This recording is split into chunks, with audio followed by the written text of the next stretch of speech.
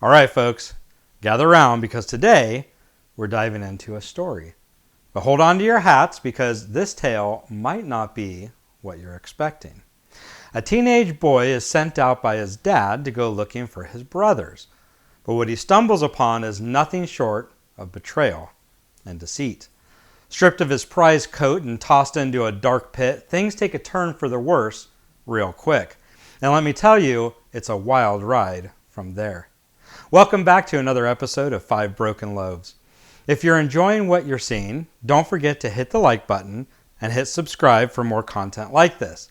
And hey, if you're digging the storytelling vibe of this video, drop me a comment below and let me know.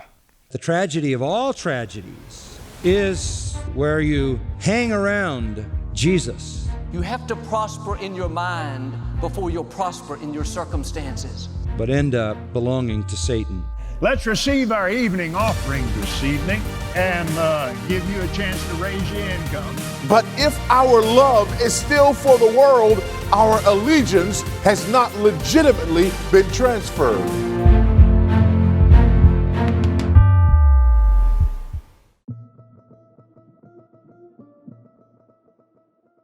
All right, so let's take a moment to step back and really get a sense of the scene here.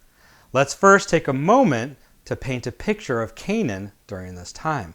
Imagine rolling hills adorned with olive groves and vineyards stretching as far as the eye can see.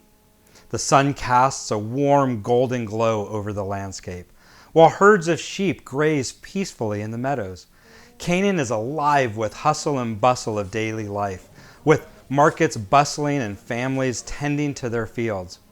It's a land of abundance, teeming with life and vitality, providing the backdrop for the unfolding drama of Joseph and his brothers. Okay, so the whole clan is gathered in the land of Canaan. And let me tell you, it's not a small gathering by any means. We've got Jacob, the dad, along with Joseph and his 10 brothers, and who knows how many sisters. And amidst this family dynamic, it's clear that Jacob has a particular fondness for Joseph. He's the standout, the favored one, evidenced by this elaborate coat that Jacob crafts for him. It's like a beacon declaring Joseph as the chosen one among his siblings. But why? Well, Joseph holds a unique position as the youngest amidst a brood of 10. And considering Jacob's advancing age, it's almost as if he's seeing Joseph as the last opportunity to revel in fatherhood.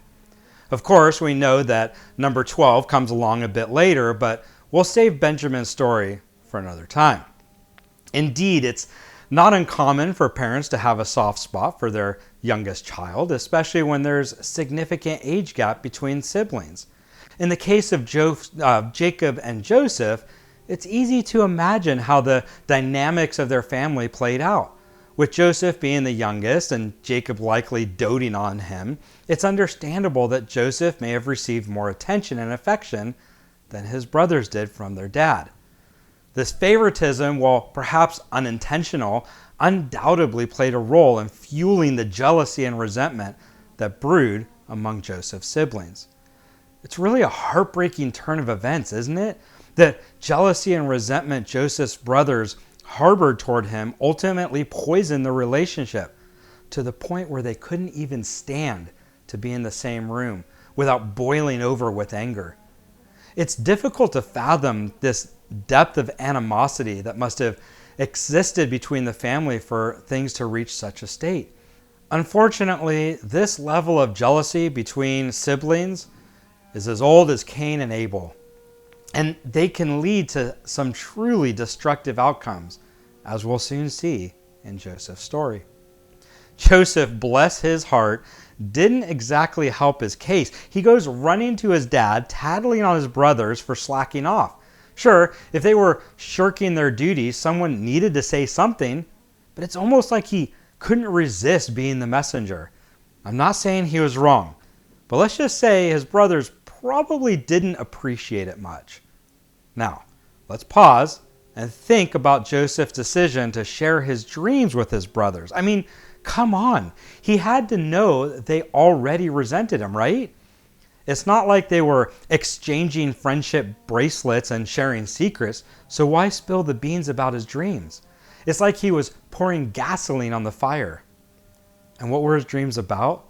Well, basically, Joseph's brothers are all bowing down to him. Now, that's like tossing a lit match into a room full of fireworks. And the next day, just to up the ante, he throws in the part of his new dream about the sun, the moon, and the stars bowing down to him. Apparently, the sun and the moon are mom and dad, and the stars, once again, his brothers. Talk about adding fuel to the fire. Jacob's reaction to Joseph's dreams was mixed, to say the least. He wasn't thrilled about the idea of everyone bowing down to his son, but he didn't brush it off either. Instead, he tucked it away in his mind, maybe wondering if there was something more to those dreams than just Joseph's imagination running wild. After all, Jacob was no stranger to divine revelation himself, so perhaps he saw a glimmer of prophecy in Joseph's visions.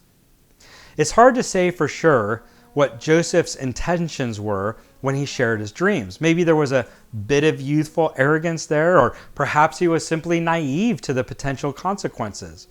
After all, being the youngest and seemingly favored by his father, he may have been unaware of just how deeply his brothers resented him. It's also possible that he shared his dreams innocently, without fully understanding the impact they would have on his relationships in the family. Whatever the case, it's clear that these dreams played a significant role in escalating the tension between Joseph and his brothers. So, you've got Joseph, the youngest of the bunch, already dealing with a heap of animosity from his older brothers. Then, add to that mix his dreams about his family bowing down to him. These brothers are seething with jealousy, and now they're envisioning themselves, the proud older siblings, bowing before their little brother. It's a recipe for disaster. So here's the scene. Joseph's dad, Jacob, sends him out to check on his brothers who are out tending the family flock. Now, whether Joseph was intentionally left behind in the first place or just decided to hang back, we can't be sure. But what we do know is that Jacob wants Joseph to make sure everything's cool with his brothers out there in the fields. Now hold on to your seats, folks, because Joseph's brothers were nowhere near the family flock. Nope, not even close. Instead, they decided to take a little detour to Dothan, a bustling trade center about 67 miles away, taking the old trade routes. That is a good 3 to 4 days journey on foot. So what gives? Why the sudden trip to Dothan? Well, we're not exactly clued in on the specifics of their plans, but we do know that Dothan was a major hub for trade back in the day. So maybe they were up to some business dealings or who knows what else. But one thing's for sure, they weren't exactly tending to their family duties as they should have been. Now get this, Joseph sets out to find his brothers in Dothan, and his brothers spot him from afar. Their immediate reaction? Let's end this dreamer's life. Can you believe it? Talk about drastic measures. But hold on, because Reuben, the voice of reason in this chaotic scene, steps in with a slightly less murderous proposal. Instead of spilling blood, he suggests tossing Joseph into a pit to meet his demise. Now you might be thinking, Reuben, you're not much better. But here's the kicker. Reuben's got a plan up his sleeve. He secretly is scheming to rescue Joseph later on and bring him back home safe and sound. Who saw that coming? The brothers were totally on board with Reuben's plan. They snatched Joseph's coat and chucked him into the pit without a second thought. And you might be asking, why take his coat? Well, they needed that coat to sell their story to their father later on, making it look like Joseph had met his end in the wilderness. And get this, folks, after their little pit stunt, didn't skip a beat. Nope. They casually strolled over to the nearest deli and ordered up some Gazette kebabs.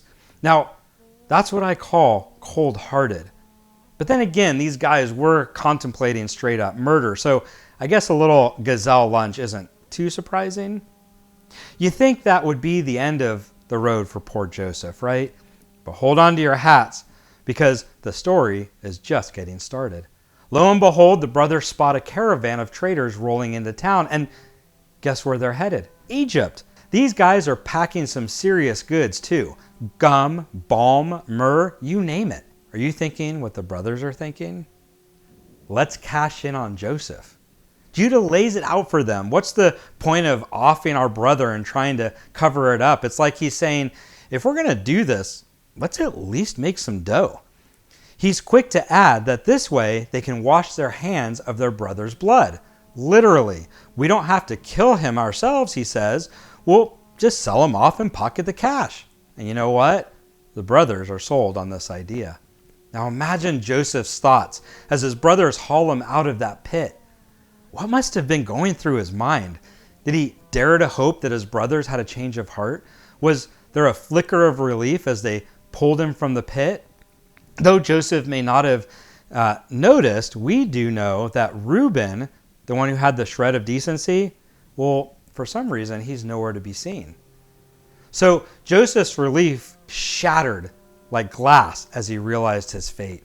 Sold into slavery by his own brothers. While likely relieved that he wasn't facing death, the knowledge that his siblings saw fit to profit from his misfortune must have been a bitter pill to swallow. To us, the sum they received seems insignificant, a mere $120 in our standard. But to them, it was representative of months of labor or even years of hard work.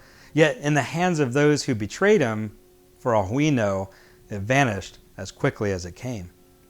The absence of Reuben at the time of Joseph's sale raises some questions. Did the brothers intentionally exclude him from their scheme, or was he simply unaware of their actions?